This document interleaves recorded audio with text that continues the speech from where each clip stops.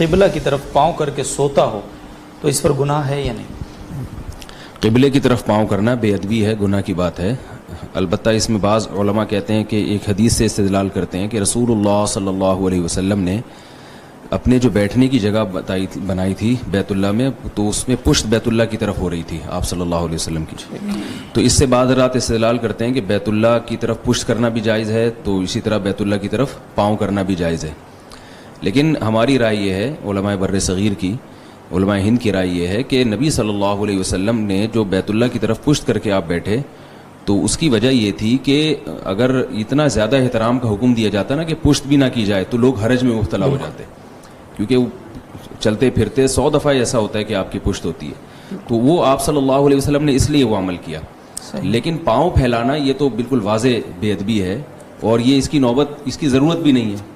یعنی ایسا نہیں ہے کہ پشت کرنا تو بہت مشکل کام ہے نا، پشت کرنے سے بچنا، بار بار اس کی نوبت آتی، خاص طور پہ حرم میں جب آپ موجود ہو. لیکن پاؤں پھیلانا جو ہے وہ اس میں تو واضح بے ادبی ہے. کسی بھی کی طرف آپ پاؤں، کسی بڑے کی طرف پاؤں پھیلا کے بیٹھیں تو بیت اللہ کی طرف بھی ایسے ہی. اور قرآن مجید میں آتا ہے کہ وَمَن يُعَظِّمْ شَعَائِرَ اللَّهِ، جو بھی اللہ تعالیٰ کے شاعر کی تعظیم کرتا ہے تو یہ دل کے متقی ہونے کی علامت ہے. اس لیے بیت اللہ کی طرف بلا ضرورت پاؤں کرنا جائز نہیں ہے. البتہ جہاں ضرورت ہو تو وہاں جائز ہے. ضرورت کا مطلب بعض مریض ایسے ہیں کہ ان کو وہ گھٹنے فولڈ نہیں کر سکتے اپنے، تو ان کو پاؤں سیدھے کرنے پڑتے ہیں، اور ان کے بیڈ کا رخ ہی قبلے کی طرف ہے. تو اب آپ بار بار تو وہ رخ چینج نہیں کر سکتے، تو اس لیے پھر یہ مسئلہ ہے. اسی طرح نماز پڑھتے ہوئے مریض آدمی وہ پاؤں قبلے کی طرف کرے گا.